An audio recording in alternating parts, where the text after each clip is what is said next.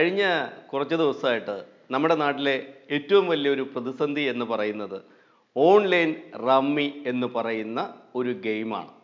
ഈ ഗെയിം കാരണം ഒരുപാട് പേരുടെ ജീവൻ നഷ്ടപ്പെടുകയും ഒരുപാട് പേരുടെ കുടുംബങ്ങളുടെ കിടപ്പാടം വരെ നഷ്ടപ്പെടുകയും ചെയ്ത വാർത്തകൾ നിങ്ങളെല്ലാം വായിച്ചറിയുന്നുണ്ടാവും, ടി വികളിലൂടെയൊക്കെ കാണുന്നുണ്ടാവും.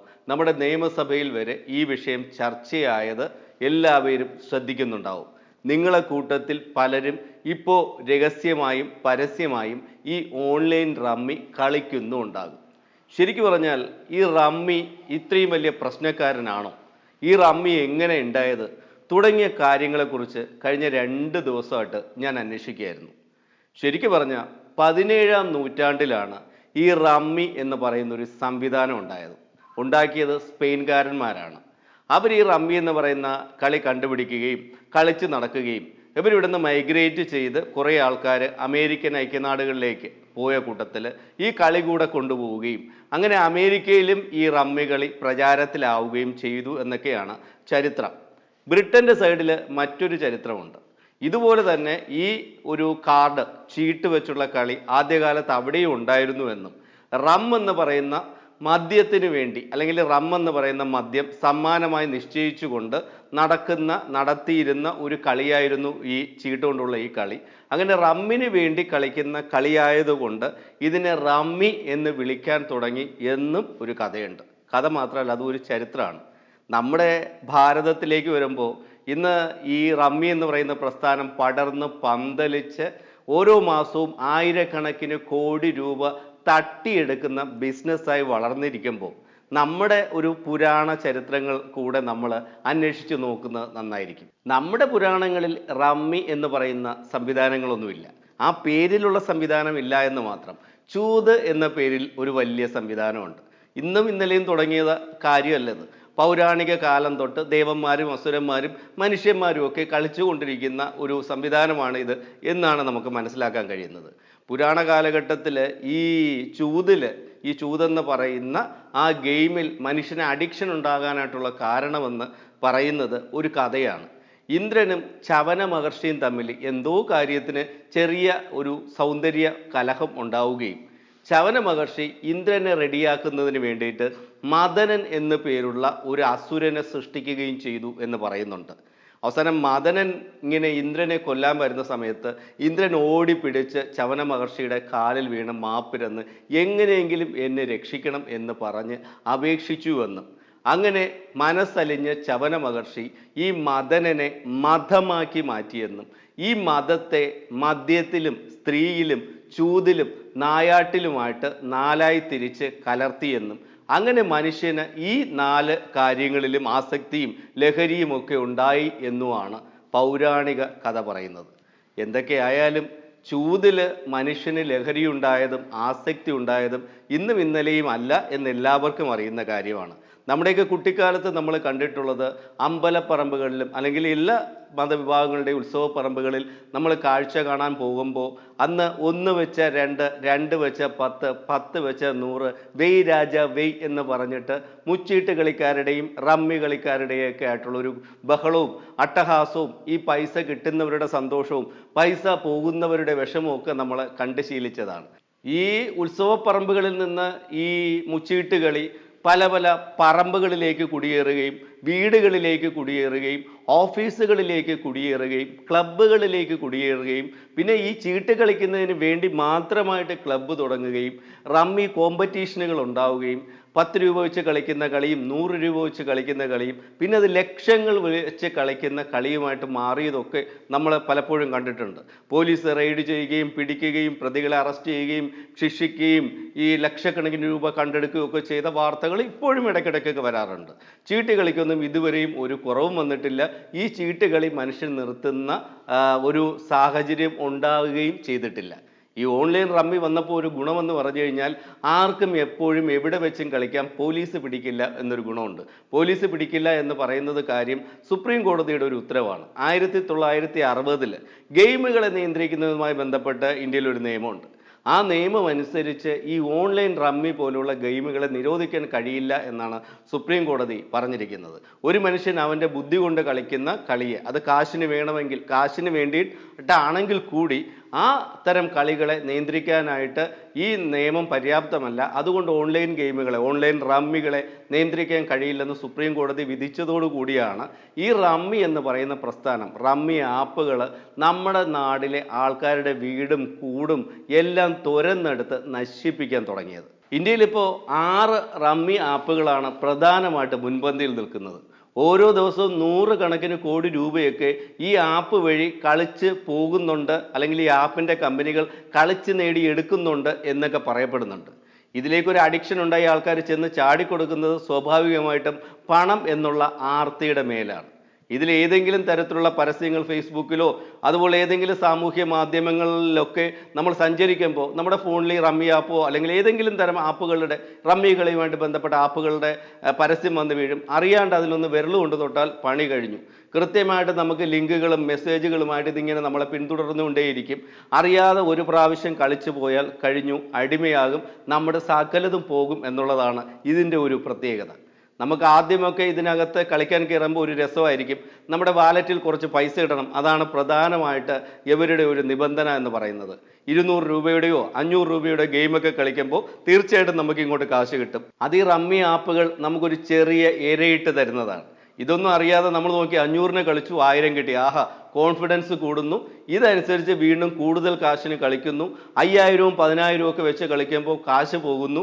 നമ്മളെ സമാധാനിപ്പിക്കാനായിട്ട് 500 രൂപയോ 1000 രൂപയോ ഒക്കെ ബോണസായിട്ട് റമ്മി ആപ്പ് ഇങ്ങോട്ട് ഇട്ട് തരുന്നു.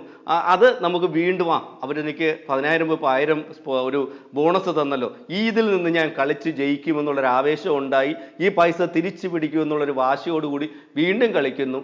അവസാനം ഈ 10,000 ലക്ഷങ്ങളിലേക്കും അതിൽ വലിയ തുകകളിലേക്കും ഒക്കെ പോയിട്ട് നാട് മുഴുവൻ കടവും അവസാനം കെട്ടുതാലിയും വീടും പുരയിടവും പറമ്പും ഒക്കെ നഷ്ടപ്പെട്ട് ആത്മഹത്യ ചെയ്യുമ്പോൾ മാത്രമാണ് ചിലപ്പം കൂടെ നടക്കുന്നവരോ അല്ലെങ്കിൽ കൂടെ ജീവിക്കുന്നവരോ പോലും ഈ കളിയുടെ ദുരന്തത്തിൻ്റെ പരിണിത ഫലമായിട്ടാണ് ഈ ആള് ആത്മഹത്യ ചെയ്തത് എന്ന് മനസ്സിലാക്കുന്നത്.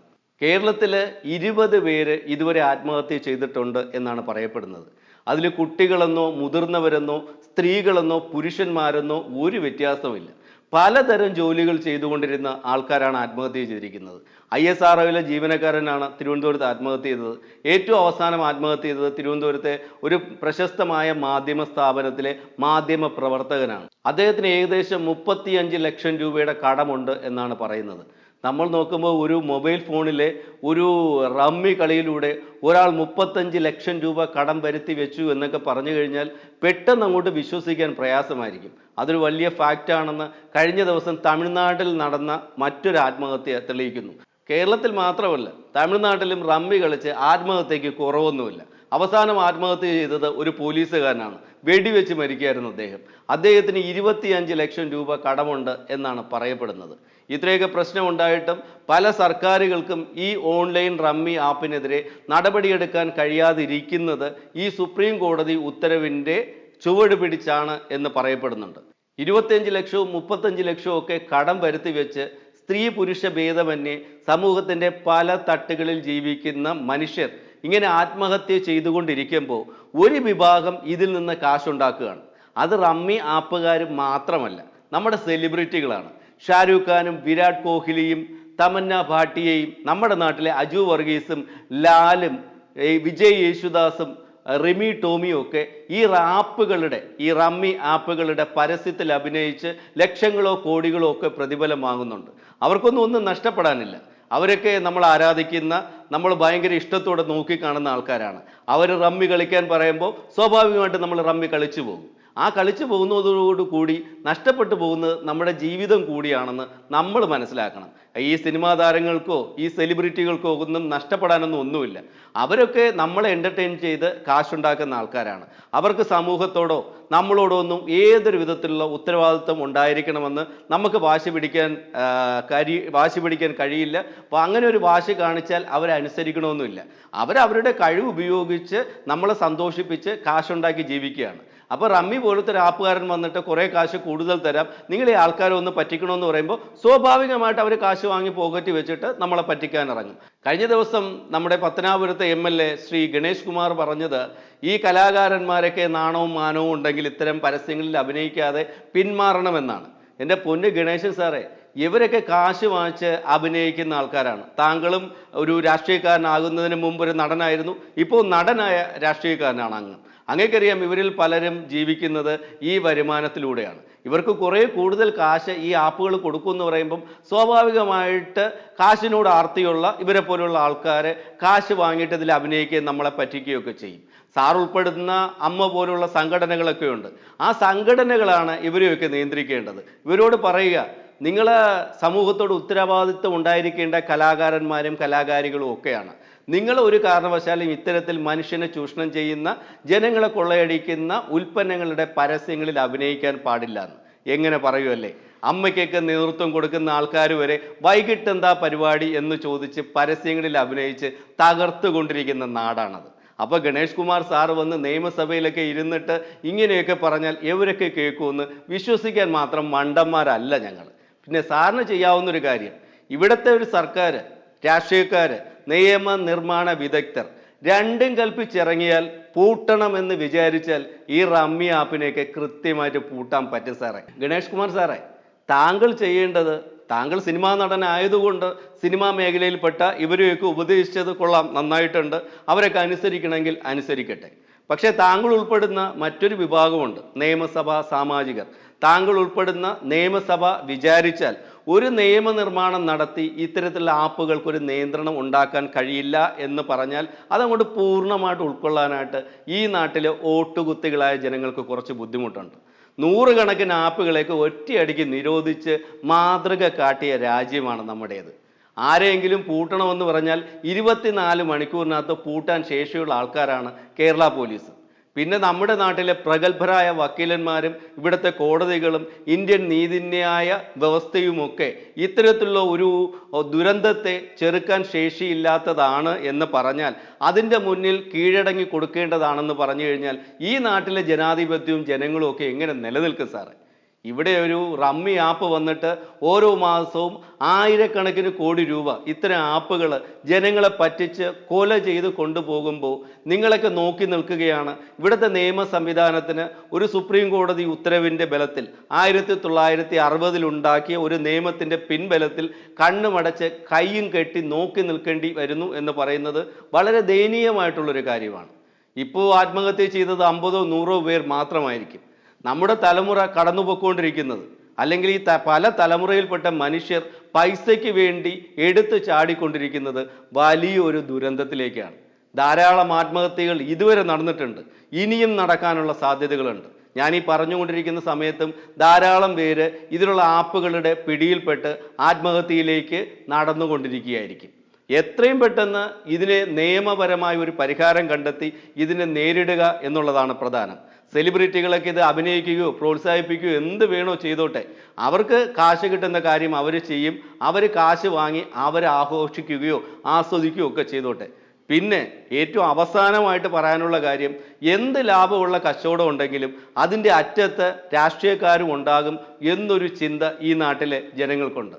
ഇത്രയും ആപ്പുകൾ മാസം തോറും ഈ കോടികൾ കൊയ്തു കൂട്ടുന്നതിൻ്റെ പങ്ക് നമ്മുടെ നാട്ടിലെ ഒരു രാഷ്ട്രീയക്കാരനും വാങ്ങി എടുക്കുന്നില്ല എന്ന് വിശ്വസിക്കാനാണ് ഈ നാട്ടിലെ ജനങ്ങൾക്കിഷ്ടം. അങ്ങനെ ആയിരിക്കട്ടെ. എന്തെങ്കിലും ഈ ആപ്പിനെ പൂട്ടിക്കാൻ ശേഷിയുള്ള ഒരാളെങ്കിലും തുനിഞ്ഞിറങ്ങും എന്ന പ്രതീക്ഷയിൽ ഈ ആപ്പുകൾ അവസാനിക്കുന്ന ആ ദിവസത്തിനായി കാത്തുകൊണ്ട് ഇതുവരെ ഈ ആപ്പ് കാരണം ജീവൻ നഷ്ടപ്പെട്ട നിരപരാധികളുടെ ആത്മാവിന് നിത്യശാന്തിക്ക് വേണ്ടി പ്രാർത്ഥിച്ചുകൊണ്ട് നിർത്തുന്നു.